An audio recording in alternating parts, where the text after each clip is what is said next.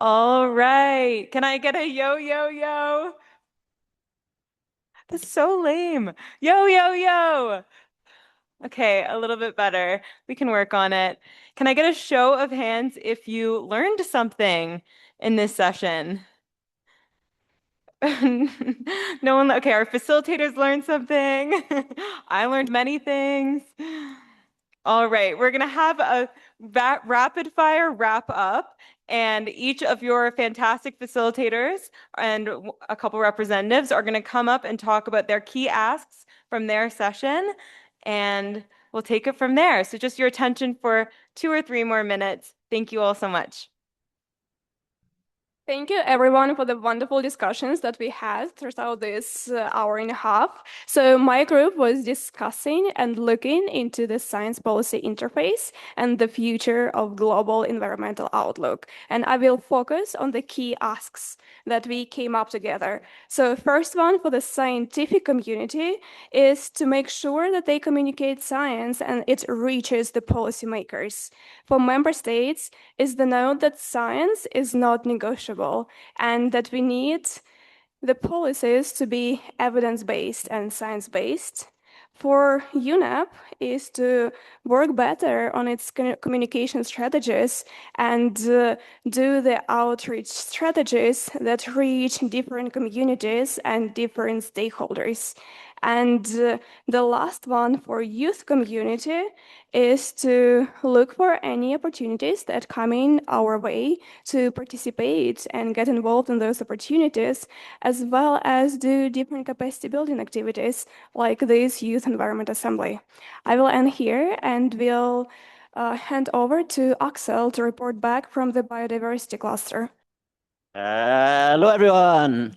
Great. So on biodiversity, there were a couple of different points, and I'll focus on the key recommendations. So there's one keyword that stood out to me, which is accessibility. So basically, the MEA secretariats and the scientific communities are responsible for making the reports, their knowledge products accessible, but also the knowledge generation process, including through citizen science. For member states, they are responsible for making information and policies accessible to their communities, so involving local communities and countries to ensure that they're part of making policies and being part of consultations. And then for UNEP, there was talk about would UNEP want to establish some kind of guidance on nature credits to make sure that these are happening in a way that does not harm local communities. And then in terms of the youth community, making sure that our communications are accessible to a large diversity of people, whether translating into local languages or using new technologies like AI to summarize information in a coherent way. So those are a few recommendations. Hello, everyone. The energy in the room was incredible. There was a lot of workshopping, and I really want to thank our group for diving into these very complex problems that member states till today have not resolved themselves, and that's plastics.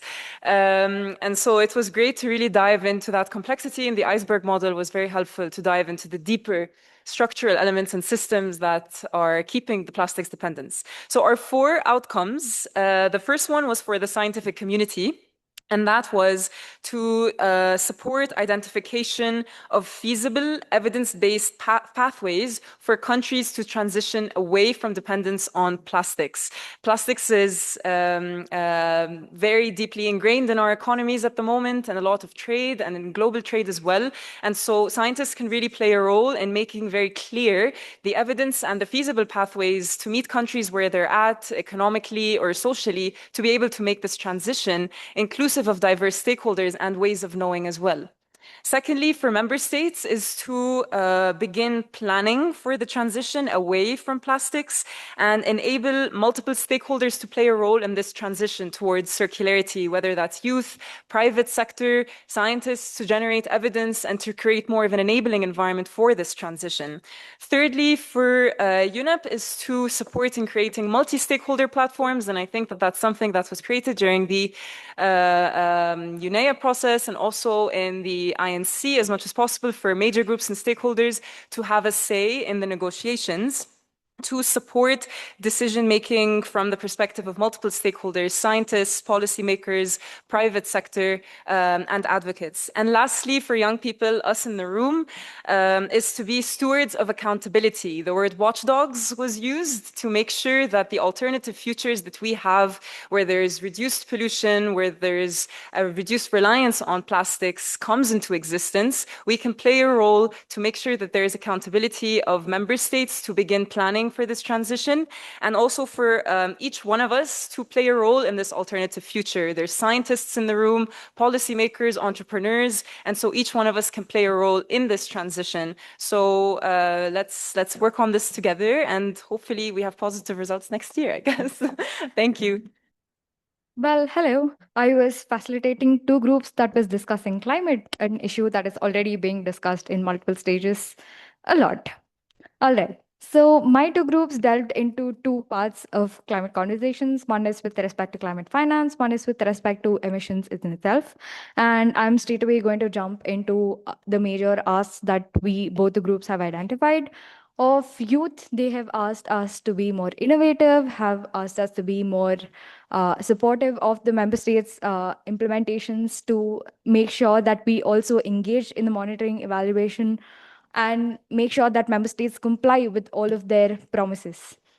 Our ask of MEAs is to be more cooperative with each other, to have more synergies within MEAs to ensure that all of our goals are being achieved. Because even though our problems may be identified separately, they relate to one another and they come together. Our ask of member states is to make sure to have more strengthened cooperation in MEAs, to have a bit more compliance than what is currently being observed in this world. All right. I will hand it over to Himavati. All right. Climate again for me, and I had three more groups. Just like we reflect COP negotiations, our discussions were never ending. Okay, one group chose marginalization of indigenous communities. Another spoke about climate-related displacement. Another group spoke about desertification and droughts. And I think all of them imagined an exceptional alternative future for these people that they've identified. What stood out in terms of action is when it came to the desertification group, they spoke about localization and that is needed for implementation of policies by young people. And there is a need for national commissions for indigenous peoples itself at every country level. This needs to be mandated to the member states. And then the displacement group spoke about how we need to communicate the existence of policies to all these people who are marginalized and impacted. So I think that they did a great job. Kudos to you guys. Thank you. Thank you all so much. A huge round of applause for our fabulous facilitators and for yourselves. Thank you so much for leaning into this exercise, and on to the next panel. Thank you so much, Aisha, and the moderators for the workshop.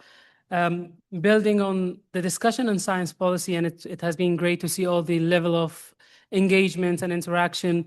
We're touching on a science policy report, actually UNEP's flagship report. My name is Asil Abu Talib. I am part of the CYMG coordination and also part of the GEO-7 fellowship programs, where we will be listening about the GEO-7 report in many different angles. So if you can move to the next slides very quickly, a quick look at our agenda. We will start by having a quick welcome and then an introduction session by the GEO-7 Secretariat, giving us just a quick overview about what is GEO-7 reports. We will have overview about the fellowship program. As I mentioned, we're going to have a couple of GEO-7 fellows attending with us today to share about their experience. And then we'll have GEO-7 in focus for the panel discussion, what's new in this report, how youth can drive the change, how youth can use this important report. And as I mentioned, it's the UNEP flagship global assessment report, assessing the state of the environment and also projecting different scenarios and outlooks. We will move then with a quick Q&A session. We are running a little bit over time for the agenda, but we will try to accommodate a couple of questions. Online as well, we are honored to have a line of great speakers. We have the co-chair assessments, as well as the co-chair of the Intergovernmental Advisory Group for the GEO-7, as well as a lead author. We'll be introducing them as we move close, but just to check that if you can check our online speakers, if they can hear us, and if you can do a quick sound check from to hear that we can hear them in the room. So for the online speakers, can you please try to unmute yourself and try to speak just to ensure that your sound is audible in the room? Hello. Could you hear me? Yes, thank you, Edgar. Loud and clear. Good. So yeah, great. Arthur and Zaid? Can you hear me? Yes, thank you. And Arthur?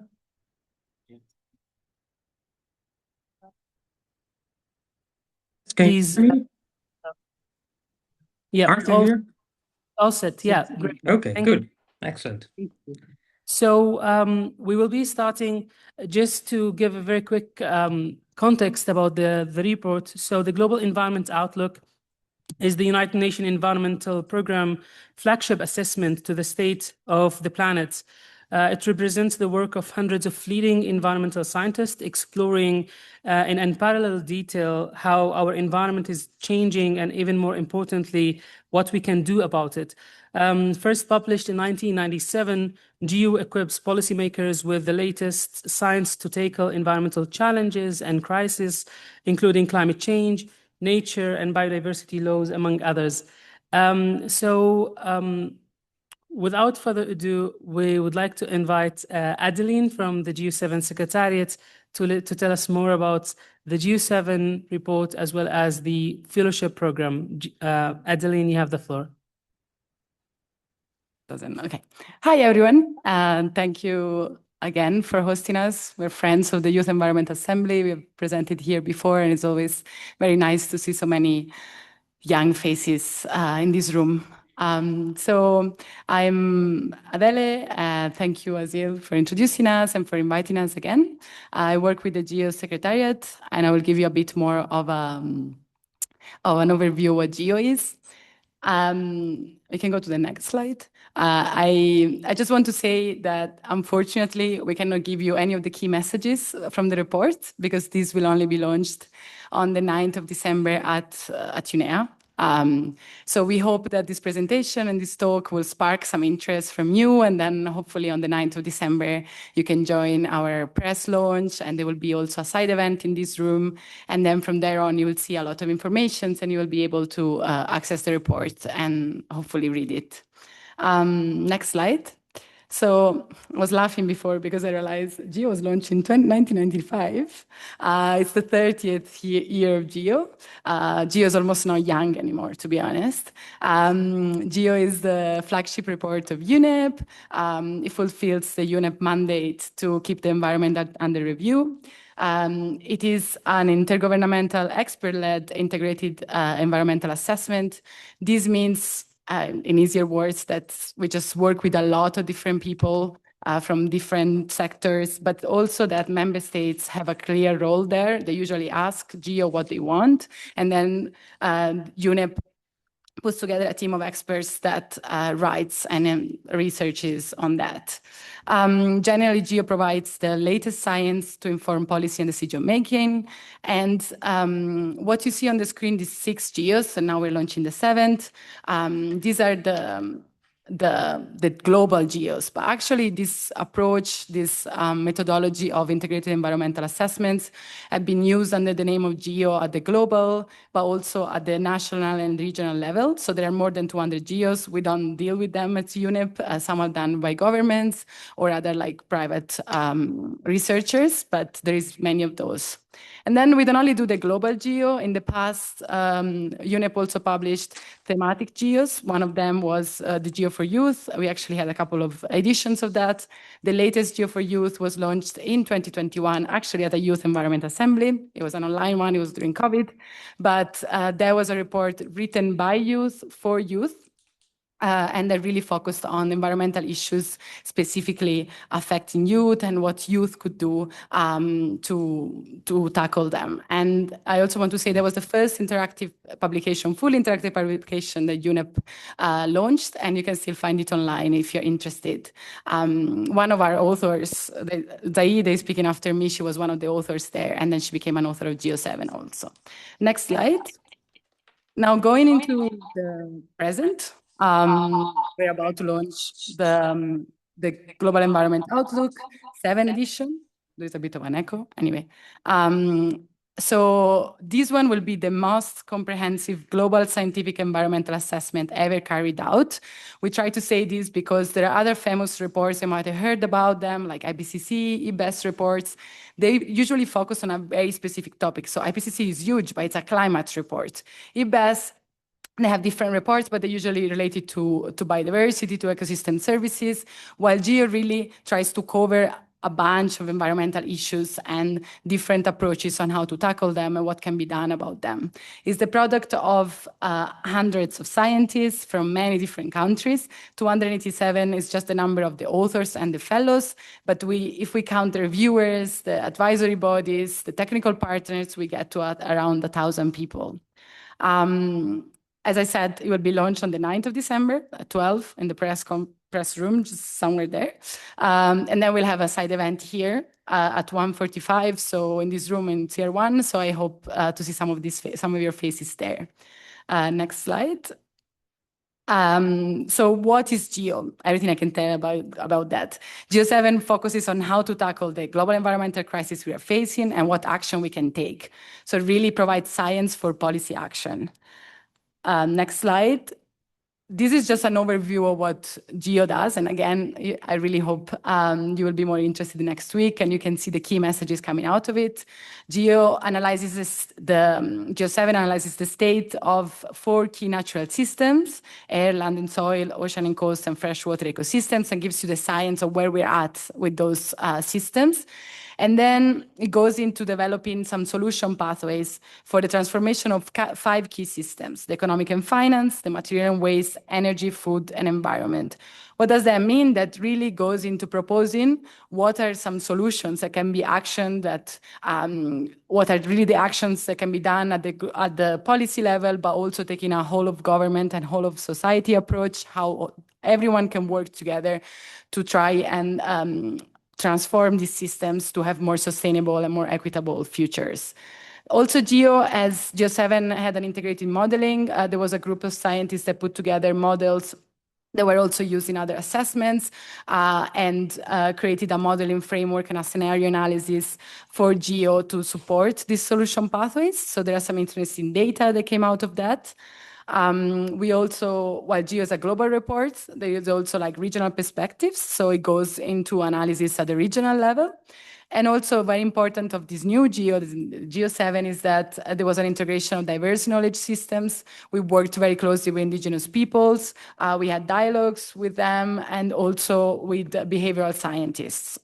So it's very interesting the importance that both these other knowledge systems really made it into the report. And now my last slide. I wanted to talk about the fellowship program. We have here a couple of fellows around me, like Shaneka, Arthur, and Azil. We had a fellowship program from the beginning. We selected 45 fellows from 33 countries. They participated with the authors. They were part of the authoring team. They came to meeting. They had some very good networking opportunities. And they were also the first recipient of a pilot master's level course on science to policy that we did in partnership with Peking University. It's an 11 modules course that really tries to train young scientists to how to translate science into policy, how to help communicate science, how to help negotiation, how to support governments, and the fellows took part in it. Actually, some of the speakers coming after me were speaking at those, they were teaching the classes. And now we received some feedback and we're adapting, we are updating the course so they can be used by other universities. That's it from my side. I know this was not too much, but again, 9th of December is the day where you can learn much more about it. Thank you. Thank you so much, Adeline. And as Adeline mentioned, please mark your calendar for the 9th of December. If we move to the next slide, we have the speakers, the panelists. I'll try to introduce them briefly just to compensate the time we had, but in front of me, a very great list. And even with a shortened bio, there's a lot of things to say about our speakers. I'll try to cover some of the highlights from the biography of our speakers. So starting with Professor Edgar Gutierrez Espeleta, he is the GEO-7 assessment co-chair. Prof. Edgar is a Costa Rican statistician with an education in forest biometry from a U.S. State University. He taught at the University of Costa Rica from 1982 to 2014. He has long collaborated with UNEP's Global Environment Outlook, collating the first GEO-LAC reports and supporting regional environmental data initiatives. He served as Costa Rica Minister of Environment and Energy between 2014 and 2018. He was the president of the second session of the United Environment Assembly, as well as the third, and the co-chair of the GEO-6 Summary for Policy Makers Negotiation. He is a former special envoy for UNCCD and LAC, among many other things, and he is the GEO-7 assessment co-chair. We're also glad to have Mr. Arthur Ayers. He worked in the Ministry of Infrastructure and Water Management in the Netherlands. He was a policy advisor in the Department of International Affairs, trained as a biologist for over 10 years. He coordinated the ministry's work on biodiversity, with work focusing on ecosystem services and nature-based solutions. He also worked as a research coordinator for the ministry, and he was the Netherlands focal point for UNEP steering committee member of UNEP's International Resource Panel, and is the co-chair for the Intergovernmental Multi-Stakeholder Advisory Group to the 7th Global Environment Outlook. And next in the list, we have Ms. Zainikam, which is currently working as a lead author for the Global Environment Outlook 7.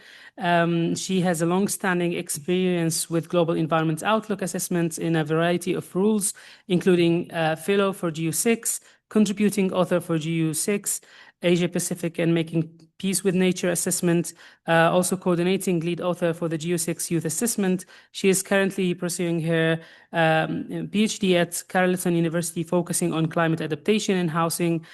She is also working as a research associate with Marine Environmental Observation, Prediction and Response Network, providing scientific and technical support for regional scientific assessments, among many other things as well. Next in the list, we have Mr. Arthur Silva.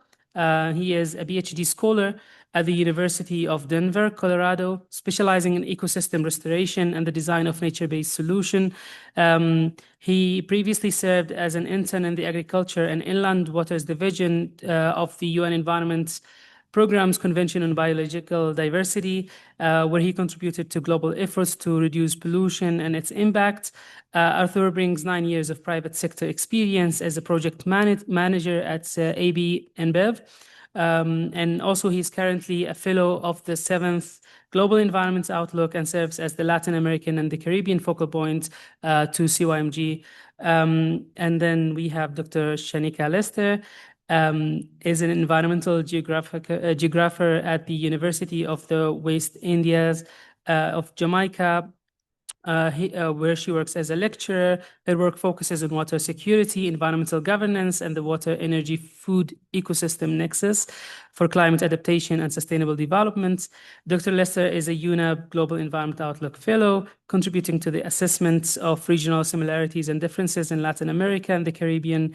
And she has led and co-led multiple climate resilience and sustainable development projects, working directly with vulnerable communities, farmers, and youth. Last but not least, we have Clive Donnelly. He is the current global coordinator for the Children Youth Major Group to UNEP. He is also the co-chair of UNEP Group of Friends and is a climate policy advisor specializing in environmental governance, multilateral negotiations, and youth engagement, with a background in peace and conflict studies, as well as a focus on environmental governance. From the introduction, as you can see, we have a wide range of experience and expertise in the panel. And without further ado, we will move to the discussion. Now, if you just ensure that our panelists are in the screen. And we will start with the first question to Prof. Edgar Gutierrez, the GEO-7 assessment co-chair. And for the sake of the time, I'll try to merge the question for you. What we would like to hear from your perspective as an assessment co-chair is what are the most urgent policy actions that GEO-7 recommends to governments and institutions, and what key findings from GEO-7 should youth champion during UNEA-7 and in their policy engagements? Over to you, Prof. Edgar. Thank you very much, and hello to everybody. I'm very glad to be with you here and to talk about GEO-7, which you are going to be listening to quite a bit from these days on. I already heard it from the previous event that you had. Science is very clear. Our world's warming faster, ecosystems are revealing, fertile lands are disappearing by the scale of nations each year, and waste is swelling toward catastrophic volumes. This is not a string of isolated disasters. It is a collapse of systems we built, how we produce, consume, govern, and invest, and those systems are failing us now. We face interlocking crises, climate change, biodiversity loss, land degradation, and pollution. These are not environmental footnotes. They are a political and economic emergency that demands a single urgent response. Piecemeal fixes will not match the scale or speed of what's breaking. Leaders must stop treating environmental policy as a silo and make it the backbone of national security, social justice, and economic strategy. That means an integrated, whole of government approach that co-produces policy with business, finance, science, civil society, and indigenous knowledge holders. This requires the progressive elimination of environmentally harmful subsidies, the accelerated scaling of technologies that reduce emissions and waste, and the redirection of financial capital at the magnitude necessary to achieve systemic transformation. Transformation plans must be explicit, decide what to develop, what to preserve, and what to retire. They must manage trade-offs openly, so transitions are fair, fast, and irreversible. Justice must be central. Workers, communities, and indigenous people must support it through retraining, investment, and meaningful participation in decisions that affect their futures. You are not spectators, guys. You are the generation that will inherit the consequences of delay and the power to demand different choices now. Use your votes, your voices, your creativity, and your networks to insist on integrated policy, transparent transition plans, and accountability for fairness and speed. Build alliances across movements and knowledge systems. Combine science with traditional wisdom. Push finance to follow policy, not the other way around. This is a political and economic emergency that requires courage and imagination. Let us make environmental stewardship the organizing principle of our security, justice, and prosperity, and let us do it together now. Thank you. Thank you so much, Edgar, and very great. We're very grateful for having you engaging. And what I forgot to mention to the floor that it's almost still 5 a.m. in Costa Rica, and we're very glad that you're joining us on Sunday early morning. It's a great pleasure, and thank you for reiterating the different impacts of the urgency and the needs and the consequences that will be carried further and impacting the current and the future generations as well, and the messages of taking forward the GEO-7 messages with courage, imagination, and innovation. That was very well noted and well taken. I'll now proceed forward to Mr. Arthur A.S. And also the perspective of the Intergovernmental Advisory Group, and what we would like to explore from your perspective is how can youth use GEO-7 to influence environmental policy and decision-making at local, national, and global levels, as well as what messages or insights from GEO-7 do you believe are most relevant for youth movements heading towards UNEP-7 and intergovernmental and international policymaking processes. I hope you can hear us, and the floor is yours now. Thank you very much, Asil. I hope you can hear me as well. Yes, we can. Thank you, first of all, for inviting me on the panel and for organizing a session on GEO-7, which I think is extremely important. So, to your question, how to use GEO-7 to influence policymaker? Well, first of all, I think make sure that GEO findings are recognized, valued, and endorsed, and do not accept policymaking at UNEA or anywhere else that is not based on the best available knowledge. Policymaking that is denying or discarding facts or is cherry picking should not be the basis for policies globally. And one way to do that, I think, could be your youth declaration that you are going to adopt later today. GEO-7 and the role of science more broadly should be in there, where some member states at UNEA are still hesitant to endorse GEO-7, urging them to take immediate and decisive and transformative action. Youth should lead in calling for an endorsed GEO and be bold there. I mean, you don't want to be following the standard diplomatic rules, but be bold and be different. The only way in which your voices will be heard at UNEA is not by adopting the same tactics or language or procedures as all the other diplomats that are there, but by being different, by demanding to be heard. And of course, it is also important to be part of GEO, and that was also elaborated already in the introduction by Adele. And that's not only to take part in the dissemination of GEO-7 key messages, but also by actively participating as GEO fellows or through the input in the Intergovernmental and Multi-Stakeholder Advisory Group, IMAG. I mean, you have a youth representative in IMAG, and in future IMAGs, I hope that will continue to be the case. And youth and the Youth Environment Assembly can play a critical role in helping us to formulate the policy questions and the information needs that could be the input in a future assessment process such as GEO. And the science policy interface, I mean, that's a two-way street.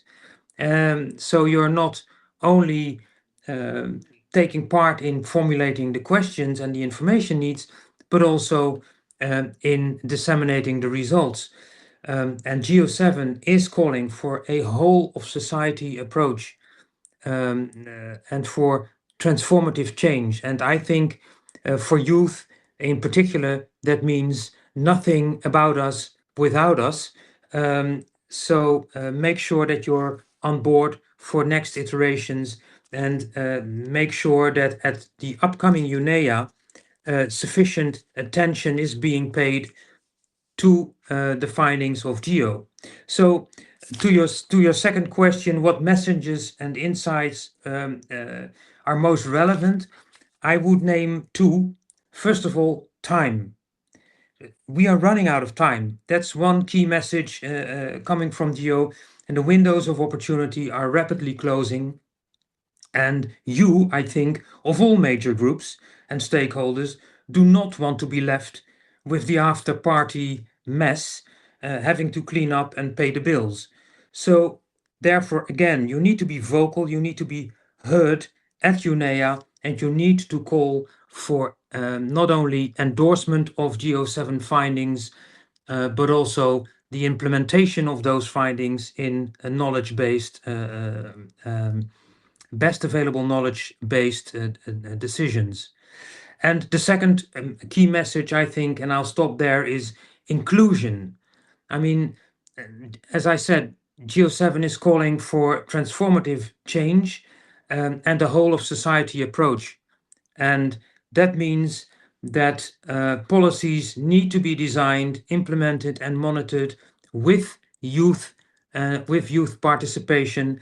And I think that's something to keep at the back of your minds when participating in the upcoming UNEA and when providing input in the negotiations on the several decisions and resolutions. And I think I'll stop there. Thank you very much. Thank you very much, Arthur, for the insightful inputs, also for the messaging and the recommendations with regards to the Global Youth Declaration. And yes, we will have a session later on during this evening to finalize the executive summary. But what I would like to highlight here is that the GYD also speaks to the science policy interface and the importance and the role that science should play at the core of the environmental governance. And also, as we heard earlier in the just workshop that just ended in science policy with the youth position and messaging that youth cannot be negotiated and should also be respected, and we should also listen to the best available science. And also we'll take in the points on the recommendations on the findings of the urgency as well as the inclusion.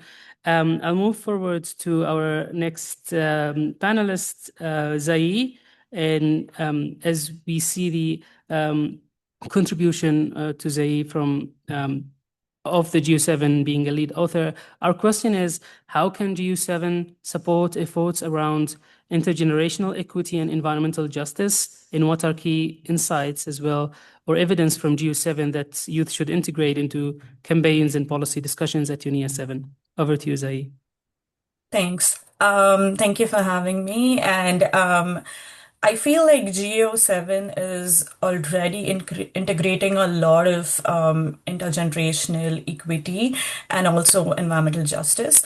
As Adele mentioned, that GEO already has about 1,000 members, active members, with 287 multidisciplinary scientists involved. But also GEO-7, because I've had an experience with like multiple geos, I think what makes GEO-7 stand out is that it had specific focus groups that spoke about equity issues. So there was a group that was made of indigenous people or people from indigenous background. And they were given space to discuss these issues, the specific issues that are important to them, and integrate those topics into that. There was another group, which also I was a part of, which was the behavioral social sciences group, which was focusing on ensuring the equity within the report completely throughout all the chapters. And so just giving the people who are inherently vulnerable throughout the environmental conversations and environmental actions, just giving them the space internationally to voice their opinions and have their thoughts conveyed, that itself is, I feel, one of the key success success points of GEO-7.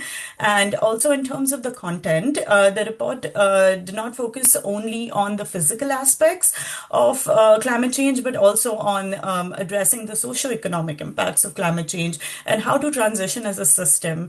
And it also involved, I think, about more than 40 youth. And I myself am a youth, and I was a lead author, so I had a chance to voice my opinion in terms of how intergenerational equity can be more effectively addressed. Thank you. Thank you very much, Zai. And also thank you for highlighting the aspects that GEO took in the GEO-7, the different focus groups and the different discussions around the social economic impact of the environmental challenges and crises. And it's also great to see youth engaging at the very front line of the science policy discussions. And that was since the different engagements of CYMG at the core of advocating and requesting for having the early career professionals, the young scientists, the different youth with lived expertise and experiences to get part. And this is what we have seen, in the GEO-7 process, and what we also envision to be continued in the future in the different science policy interfaces. So as mentioned, we had youth engaging in many different parts, being a part of the authorship team as a lead author, contributing, fellows, also reviewers during the different review windows of the report, and then also engaging with the different advisory groups. So with that, we will transition now to our to my fellow youth fellows and colleagues, and we will start the discussion from Dr. Shanika Lester. So Shanika, from your perspective and experience, how did your GEO-7 fellowship shape your experience with global environmental assessments, and why should more youth engage in such programs and in the science policy interface as a whole? The floor is yours. Thank you for having me here today. It's a pleasure to be amongst fellow young people. The GEO-7 Fellowship is my first time participating in a global assessment, and it really helped me to understand much more clearly how scientific evidence is gathered and translated to guide the environmental decisions of policymakers.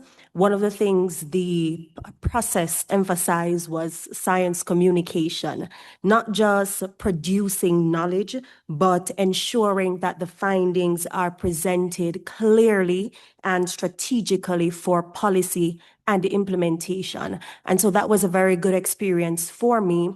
The fellowship is also a great learning opportunity. It is hands-on, it is collaborative. Fellows are supporting leading scientists in their fields with research, gathering evidence, and in writing sessions. So being a part of the GEO-7 process, it built my technical skills, but it also strengthened my confidence. It was inspiring that youth were being engaged to shape the global environmental agenda. And so I think that, an opportunity like being involved in the GEO Fellowship is something that you hold and make the most of. It is a seat at the table that we so often advocate for as young people. And this is one of the reasons why we should certainly get involved in these global processes. The fellowship places young people inside the process. So you're not just outside advocating, but you are contributing meaningfully. And if we want policies to reflect our priorities, if we want policies that secure our future, it is important for us to put ourselves at the table so that we can also contribute to the solutions and policies in a meaningful way. Thank you. Thank you very much, Shanika. And it's also great to see how the GEO-7 is providing this experience and this platform. And it's also great to hear that you managed to go through all this amount of experience, through the first engagements And hopefully moving forward, we will also see you transitioning to take more active role in the leading authorship and also being part of the future reports. With the same discussions, we'll move now to Arthur Silva. And also, from your experience, similar questions, how did this fellowship program and the engagement with GEO-7 shape your experience? And also, which practical tools or elements of GEO-7 and youth, youth can directly apply in campaigns, research, and in that area? What's you?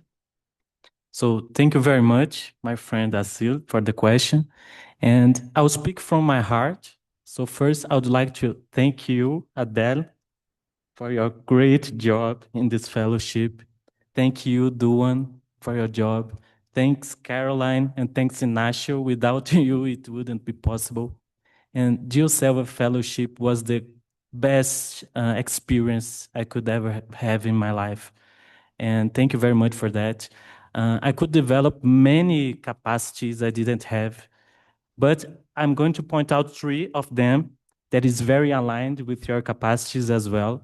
First of it is to understand better the current scenario we are living, the current environmental challenges, and put it in the same level, climate change with biodiversity loss and pollution. They are in the same level of importance, okay?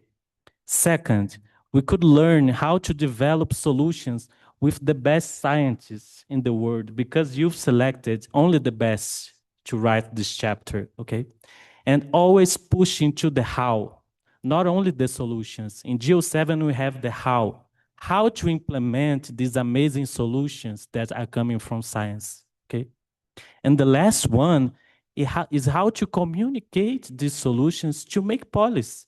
Because you taught us with the pilot course from science to policy. So if you put all these capacities together with our youth capacities, because we have creativity, we have energy, we have innovation, it's very powerful, okay? So my recommendation to all of you here in this room is to read GEO-7, go through the solutions pathways, and choose that solution pathway that is more connected to you, to your best skills. So if each young person in this room does this exercise, we can save the planet, okay?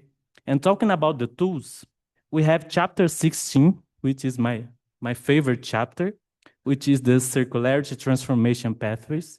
And in this chapter, there is my favorite, I don't know if I can spoiler, but it's my favorite pathway, which is the circular society pathway. So I'm sure you will love this pathway because it brings real actions to engage civil society and especially the youth. And I'm going to point out 2 examples of actions. First is the product passports and life cycle labels, okay? And it's very powerful because it's digital solutions that changes behavior, okay? So we can change behavior from how much we have to how well we live, okay? And in addition to this action, we have also the use of artificial intelligence for well-being indicators, which is also powerful because it brings the idea of sufficiency, where a good life does not rely in the excess, but in the quality of life, in your health, and the opportunities you have. Thank you. Thank you so much, Arthur, for very inspiring sharing of the experience.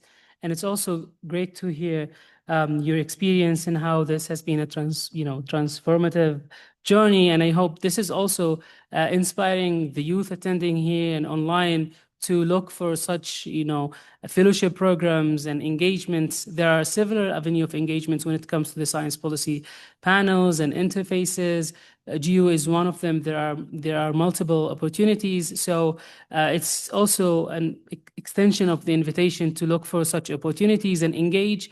There are different level of engagement. So hopefully we can see among the attendees today fellows in different reports and engagements, and also great to share an example of what can be found in the report.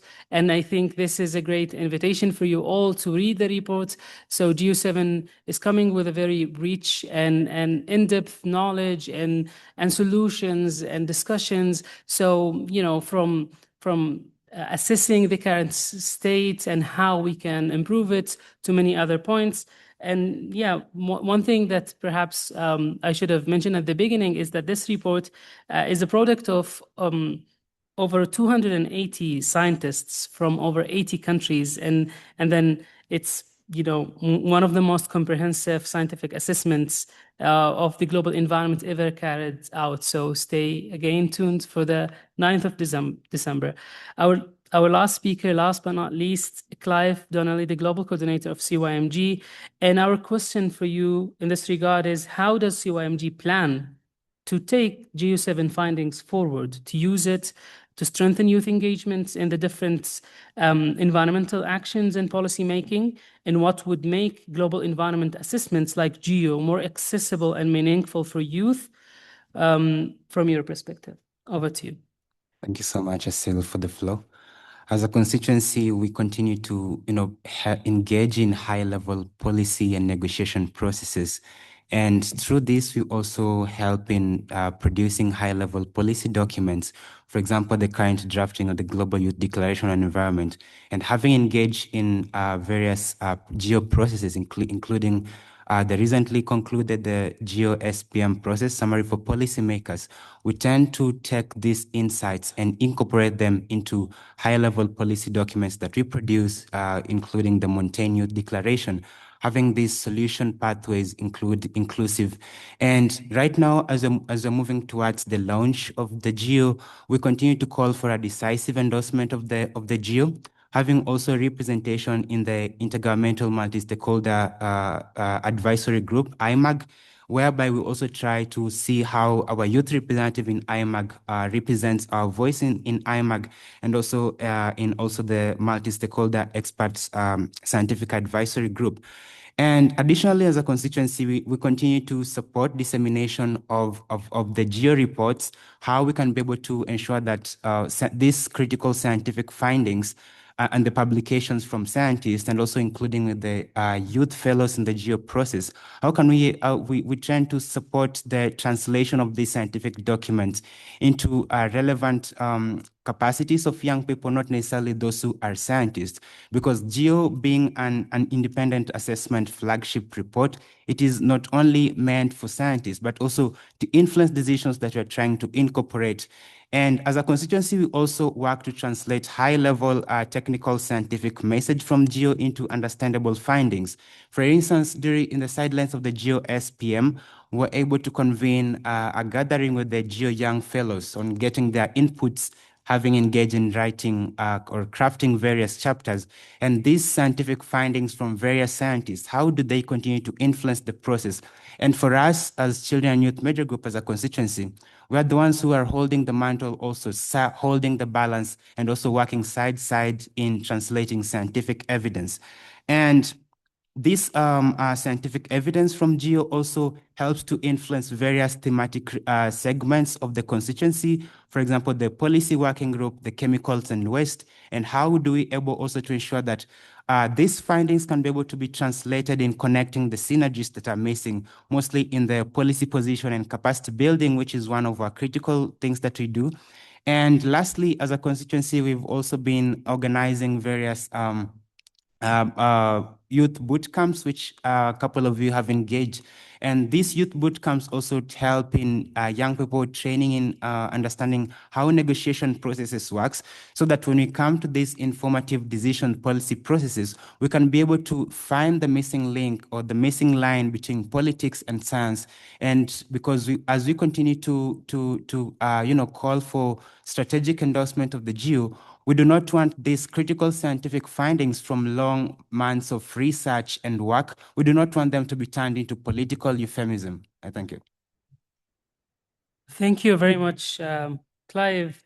And also thank you for highlighting how CYMG can use this tool to influence policy, to increase capacity, and also to have it at the core of translating science towards actions at different level. And just also to highlight the fact that we are in front of a report that capture a lot of informations, a lot of actions, a lot of solutions, and a lot of useful inputs. But these solutions and discussions will not be reflected on the ground if it's not picked up by the broader civil society, governments, youth, to take it forward, to ensure that these recommendations and this science is being part of the discussion, is being part of the policy, is being part of the global environmental actions and the global efforts. So we're running over the time, but we can accommodate a few questions from the floor. We may take just few of them. Please raise your hand. So I see here in the middle, please. Hello, thank you for the floor. So my question is basically that whether there will be, GEO-8, and as in what is the future of GEO in general, and building on GEO-5 and GEO-6, will there be, GEO-7 for youth? So some on the practical grounds. Thank you. Yeah, thank you so much for the question. We can also take another 2 questions quickly. Here in the left, please. Good evening, everyone. Thank you so much for the panel. Thank you, Asil, for the moderation.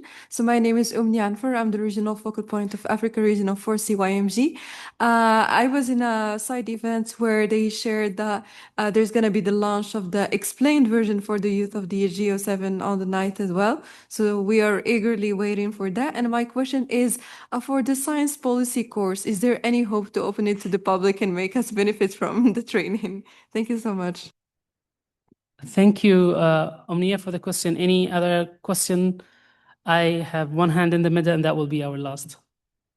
Hello, I'm Grace from Malawi. I wanted to ask about the fellowship. Like, what's the criteria for one to become a fellow? And is it an open application, or maybe just choose different individuals in the seat? Thank you very much. I saw Adele smiling on the question of the future of GEO and the future of the GEO Fellowship and GEO for Youth. So if you can address I think the 3 questions are relevant, and then if any of our panelists would like to add something to the question asked. Adele, the floor is yours. Thank you for the questions. And yeah, I think I can give you a bit of a general answer. So it is not clear at the moment, given I'm sure you're all aware of the financial situation that the UN is going through and many other organizations at the same time. So at the moment, there is no clear plan for another GEO to be starting after UNEP, which was the initial plan. That also means in the resolution that decided to have this GEO-7, there was no mention of other thematic GEOs, such as the GEO for Youth. So for now, there is no plans. Of course, we're open to funders to fund us, and I would love to coordinate another GEO and another GEO for Youth. So things might happen, but for now, and that means also that, of course, if there is no other GEO, there will be no other GEO fellowship program. But of course, as soon and if there will be another GEO, we will, publish a call for contributions.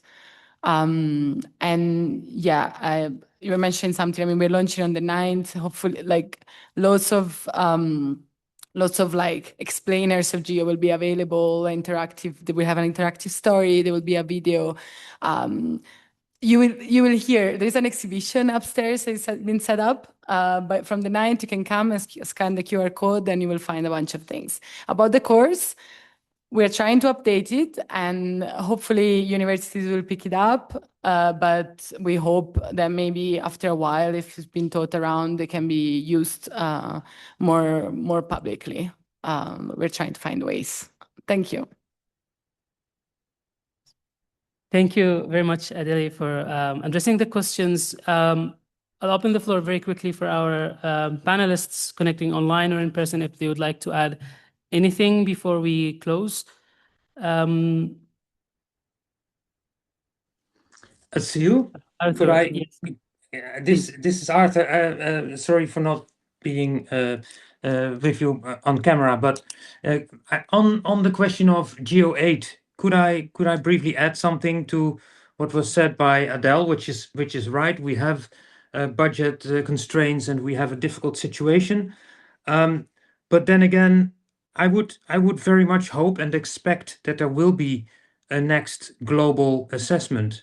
Let's call it GEO-8 for the time being, because it's UNEP's core business to keep the environment under review. And how can you do that other than inter alia undertaking global assessments? And besides, the resolution that has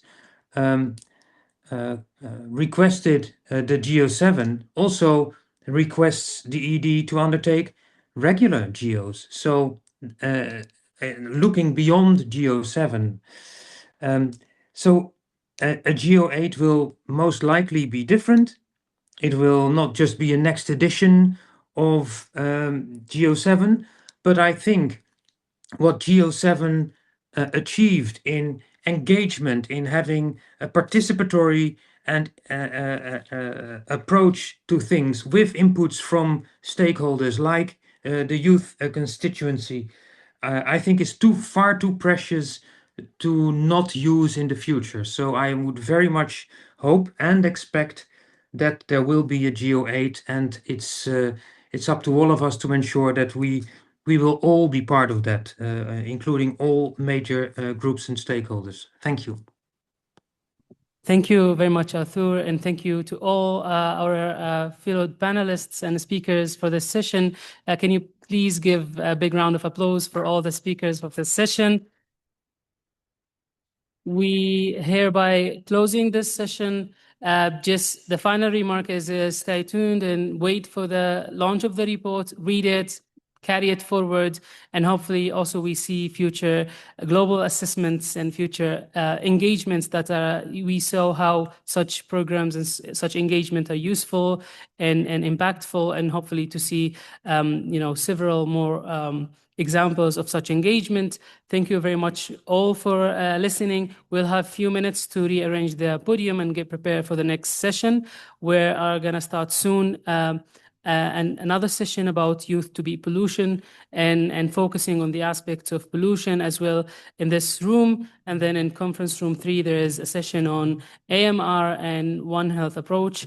So please allow us a few minutes to rearrange the next session. And thank you, everyone. We will get back soon. Thank you.